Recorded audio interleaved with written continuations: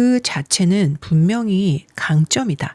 하지만 그 탐구에 경계를 두지 않으면 빅5라는 기질적 성격 모델은 나를 깊이 있게 이해하고 알아가는 데 유용한 도구이다.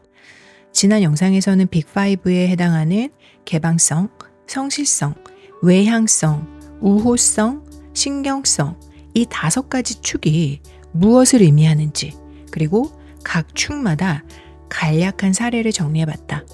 이번 영상은 첫 번째 개방성에 대한 이해를 좀 더 높이기 위해 몇 가지 나의 사례를 통해 이야기해 보려고 한다. 첫 번째 사례로 책을 읽다가 문득 한 페이지나 특정 문장에서 멈추는 경험을 한 적이 많다. 그 페이지나 문장에 담긴 메시지 또는 특정 단어가 머릿속에서 확장되기 시작하고 어느 순간 책을 읽는 것이 아니라 그 키워드와 연결된 질문으로 시작해서 전혀 다른 생각의 흐름 속으로 빠져 들어가기도 한다. 어느새 더 깊고 확장된 다른 생각을 하고 있는 나를 발견한다. 그 연결 자체가 흥미롭고 멈춰지질 않는다. 이게 개방성이 높은 사람에게서 흔히 나타나는 모습 중 하나이다. 새로운 개념이나 내 머릿속에서 오래 풀리지 않던 것들이 책의 한 문장을 통해서 뭔가 연결됨을 느꼈을 때 거기서 아, 그래, 이거구나. 그래, 이거 컨텐츠로 연결해 볼 만하다. 이런 식으로 에너지를 얻으면서 자연스럽게 탐구가 시작된다. 문제는 간혹 그 탐구의 끝이 보이지 않을 때다. 내가 혼자 일하기 시작을 하면서 이 현상을 더욱더 짙게 나타나는 경향이 있다. 그래서 이런 방법을 써오면서 변화를 주고 있다.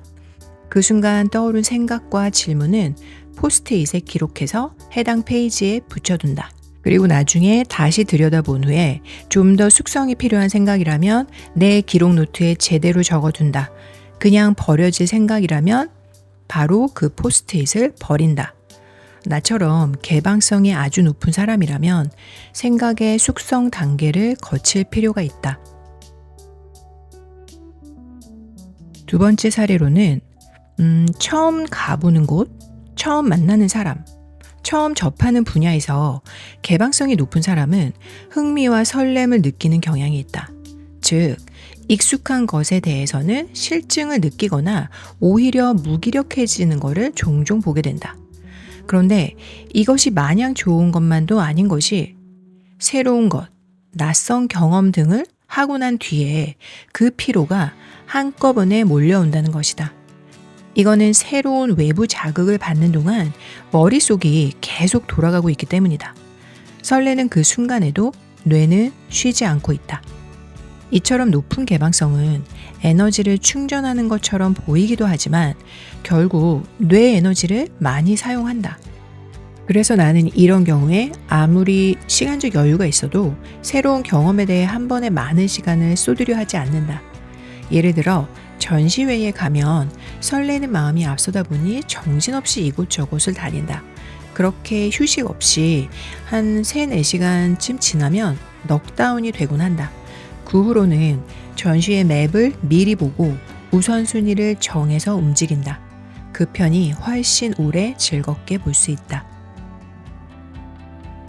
세 번째 사례로는 컨텐츠를 기획을 할 때 소재에 대한 아이디어를 먼저 작성하곤 한다. 핵심 키워드에서 가지를 치고 그 가지에서 또 가지를 쳐나가는 방식. 이거를 마인드맵이라고 하는데 처음에는 30분 안에 끝내려고 했는데 어느새 2시간이 지나 있다. 가지는 계속 뻗어 있고 결론은 아직 나지 않은 상태이다. 이것도 연결되고 저것도 연결되는데 라는 생각이 계속 이어지기 때문이다.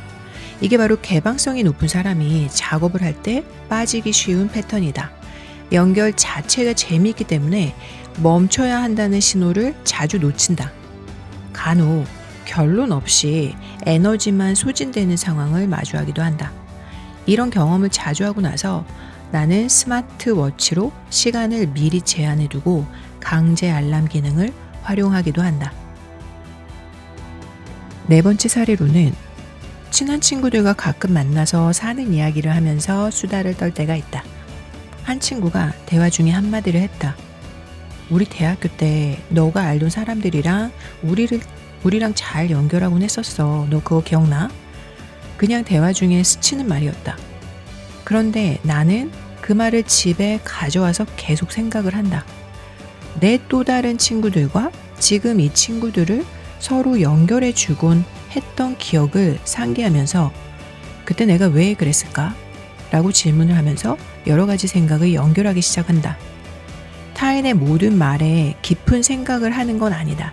다만 내 요즘 관심사나 머릿속에서 풀리지 않는 문제들이 있을 때 이와 연결될 수 있는 메시지를 듣거나 보게 되면 연결하려는 경향을 강하게 보인다. 나는 이런 경향성은 굳이 낮추려고 하지는 않는다.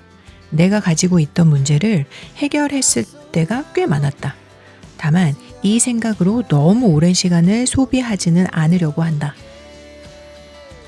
많은 사람들이 되게 개방성이 높으면 새로운 트렌드에 민감하고 유행을 잘 따르는 사람이라고 생각을 한다. 하지만 빅5에서 말하는 개방성은 유행을 얼마나 잘 따라가느냐가 아니다. 새로운 경험이나 아이디어에 대해 얼마나 열린 사고를 가지고 있느냐와 더 관련이 있다. 그래서 어떤 사람은 철학이나 심리, 인간을 이해하는 영역에서 개방성이 높을 수 있고 또 어떤 사람은 여행이나 새로운 활동 같은 경험 영역에서 개방성이 높게 나타날 수 있다. 지금까지 개방성 이해를 돕기 위해 4가지 사례를 정리해봤다. 개방성은 처음 보는 것, 처음 가는 곳 등 외부 자극에 열려 있고 그 자극에서 흥미를 얼마나 느끼는가의 정도를 말한다. 그 자체는 분명히 강점이다. 하지만 그 탐구에 경계를 두지 않으면 에너지가 바닥나서 피로를 느끼거나 번아웃이 찾아올 수 있다.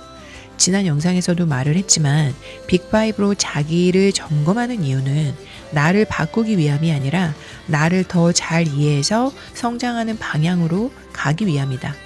개방성이 높다는 걸 알게 됐다면 이제 이런 질문을 스스로에게 던져볼 수 있다.